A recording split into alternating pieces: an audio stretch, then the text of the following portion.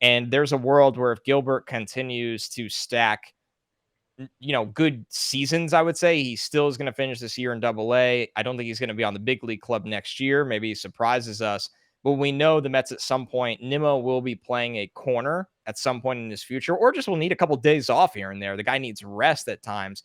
It would be amazing if Drew Gilbert can be a true center fielder of the future for this team.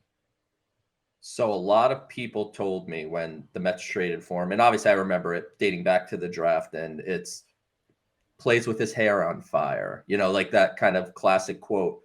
Holy heck, does he play with his hair on fire? I mean, this is gap to gap. That play, when he made the diving catch, a couple innings before, he chased the ball all the way right near to the wall in the left center field gap and made a well extended catch there.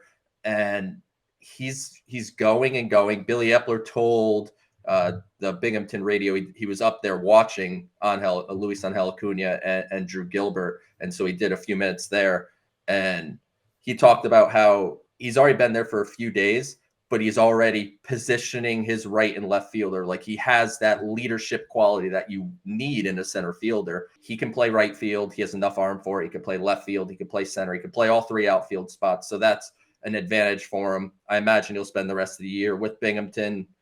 Reasonable chance to start next year in AAA or get to AAA before long. So he's getting closer and closer to that knock on the big league door. And he's the type of player that if he hits like he's capable of, everything else that comes along with his game, he's going to be the kind of player that, people's sons want and daughters want Drew Gilbert jerseys, and people are going to he's going to be a guy that people are really going to want to root for because he is 100% on everything he does.